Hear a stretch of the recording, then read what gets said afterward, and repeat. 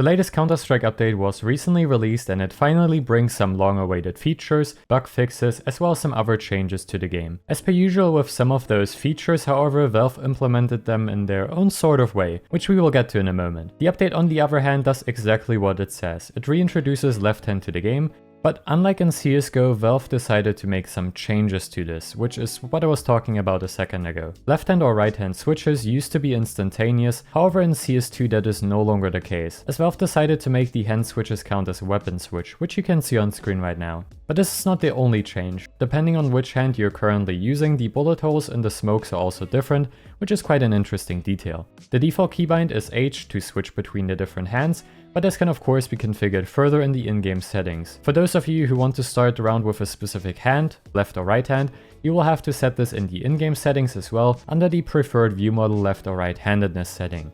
Alongside with these changes, Valve made some further adjustments to the view model. The bob movement was finally changed. Before this update, the new bob movement looked basically like you were riding a horse, which was pretty bizarre and I personally wasn't the biggest fan of this. However, now this has finally been fixed and the new bob movement looks much better than before. Good job, Valve. It is important to note, however, that they ended up removing the bob console command, which is quite an interesting choice, which now as far as I'm aware makes this the new default setting, and this also means that you can no longer configure the bob any further.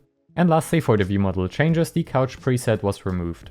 Moving on to the Hud Changes, where we finally received the radar icon for spectators, which makes it much easier to see where you're located on the map. Alongside with this change, we also finally received the setting that allows us to toggle between two different zooms for the radar during gameplay, which can of course be configured in the in-game settings. It is great to see that this has finally become a native feature in the game, which can also be set for the next one. The grenade lineup Reticle, another feature that players were already using in their own way, which is now natively supported. The Reticle appears shortly after pulling the pin, and the timings for that can be changed either in the in-game settings or via console commands. Sadly, it seems like there isn't much customization possible yet for this feature, which is rather unfortunate. Hopefully Valve can add some more customization options to this in the near future, as its colors seem to be bound to your regular crosshair color and there aren't any other console commands that lets you adjust that or customize this any further. Something which wasn't mentioned in the patch notes are the brand new buttons Valve added for the commendations as well as for reports. Drop weapons should now always display the gameplay name instead of a customized one. I am pretty sure we had a similar patch note like this in the previous update, however now I believe this should include every single weapon, as I believe some of them may have not been included so far. We also received a brand new in-air kill icon, which is quite interesting to say the least. I'm personally not really too sure yet how I feel about this design of this new icon, but I mean, stuff like this is now possible, so who am I to judge? It's pretty hilarious. The scoreboard now also appears when pressing the escape key on your keyboard. Alongside with this, they've also added a brand new icon for bots, as well as moving some of the other icons around, like exiting to the main menu. Now let's talk about some of the more drastic changes that happened with this update. This time of course for the buy menu. Players can now see the minimum amount of money they will have in the next round, which is quite useful. However, this isn't the only feature for the buy menu, since Valve also added a brand new drop weapons panel, which allows you to pick up any weapon that was dropped by a teammate, including the bomb, within the buy zone. It does not matter either how far you are standing away from the weapons, as long as they are within the buy zone, you can still pick them up. As per usual with Valve updates, they include a fair share amount of bugs. And this one is no stranger to that, as players discovered very quickly that this new feature allows you to pick up one extra grenade, which was pretty cool to be honest. I kinda liked that. Moving on to the gameplay changes. The Zeus has seen its movement speed being increased, as well as Valve adjusting the attack cone, which I wasn't really too sure what Valve meant with this, so I did some testing. I went back into one of the older versions of Counter-Strike 2 to figure out exactly what has been changed here. And it seems like that the range of the Zeus has been drastically decreased, which is pretty interesting to say the least. As you can see, before this update we were able to kill all 5 of the bots from these different ranges. However, after this most recent change, we are only able to get the last 2 of them, which is a pretty huge decrease of range, and I believe this is what Valve is referring to with adjusting the attack cone.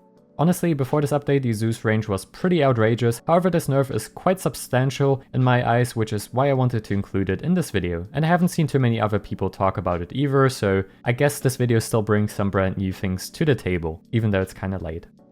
Alongside with those drastic changes, the kill rewards were also adjusted for some weapons, including the Zeus. Its kill reward was increased from $0 to $100 for the CZ75, the reward went from $100 to $300, and the XM has seen a quite substantial nerf once again from 900 down to 600.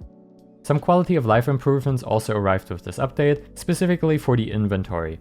Valve added the gameplay name in certain areas that previously did not have them, specifically in the inventory and the inspect screen. This now allows you to find weapons not only based on their name tag, but also based on their respective gameplay name. You can see the before and after on screen right now. Overall, I think this change is pretty neat, as previously it was sometimes very difficult to find certain weapons if they had a name tag applied to them. As an example, the M4A for radiation hazard right here. After this update, this is no longer an issue, and I think this is really great. Good job, Valve. They've also ended up adding the wear category to the inspect screen so you can immediately see the wear value. And they've also made some improvements to the lighting of the inspect backgrounds. Moving on to one of the more controversial topics of this update, the map change. Valve decided to remove Overpass from the active duty group, and it was replaced with Dust 2, which many people were quite shocked by, including myself to be honest. Overpass is one of the few maps which did receive a complete overhaul for CS2, and many people were either expecting Mirage to go or Vertigo. So it is quite surprising that Valve decided to remove one of the overhauled maps instead of one of the maps that, well, haven't seen any substantial changes for Counter-Strike 2. Especially them removing the map they've used for a lot of the promotional material for Counter-Strike 2 just seems kind of weird to me. Feel free to share your opinions on this in the comments down below. Anyways, now let's talk about some of the map changes. Baggage has seen quite a few changes as well with this update. The roll-up doors were open for both of the spawns, which is pretty nice, and some conveyor belts have received some updated models, which you can see on screen right now. And the stairs near both spawns have also received some brand new metal plates, which may seem like a really great spot to hide behind and get some cover, but in reality both of these do not really provide much protection. Moving on to Inferno, which has seen the most amount of changes with this update. Which isn't too surprising, as it is probably still one of the least played maps during official tournaments.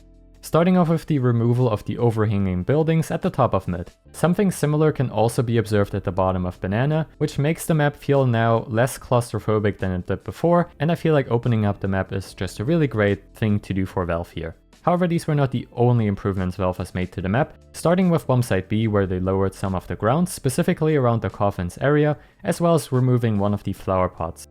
Next to Church, this bench was removed, so basically Valve has started decluttering the map now, which is really great to see. In CT Spawn, Valve continued decluttering the map, as well as simplifying certain areas. As you can see, some of the flowers were changed. The metal railing has also been simplified, and these chairs were also removed, which makes this pathway just a lot more clear and a lot better than it was before. Bombsite A has also seen some further decluttering, as well as the removal of the small bush near Graveyard. For Overpass, Nuke, Vertigo, Mirage, and Office, they apparently made minor performance improvements, collision and line of sight adjustments, and they've also fixed certain bugs and exploits. After taking a look at a few of these maps, I was unable to find any notable changes. I was kind of expecting them to fix one of the bugs I recently reported, which Valve also responded to. However, this hasn't been fixed yet, and I'm not entirely sure what has been changed here, so apologies for that. Now let's move on to some of the final changes. The AK-47 inheritance was adjusted, as well as the USPS Jawbreaker, which previously had some issues with stickers that would appear basically translucent, and this has now been fixed with this update. For the miscellaneous changes, Valve finally made the camera movement separate from the playback speed, which allows you now to move around while the playback is paused. This is pretty awesome.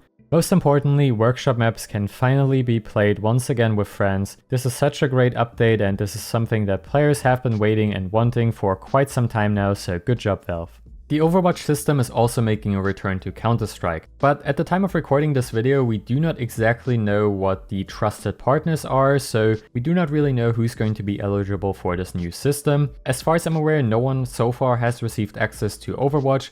There were some interesting things in the game files. According to Gabefollower, there may be apparently a tutorial on how to detect aim assistance, so maybe this means Valve will hire a third party to take care of Overwatch cases. This could certainly be the case. I guess only time will tell really what will happen with this, but it's good to see that Valve is still working on the anti-cheat and is also bringing back Overwatch. Lastly, for this update, players who use windowed mode can also now adjust the brightness, and the sticker sale for the Copenhagen Major has also arrived in the game. Another small patch was released a day after the update, which addressed a few of the bugs that Valve introduced, of course. Most notably the one that allowed players to pick up more grenades than normally possible, so 5 grenades in total with the brand new buy menu feature. Lastly, of course, Dust 2 and Inferno have also received some small bug fixes, which is good to see.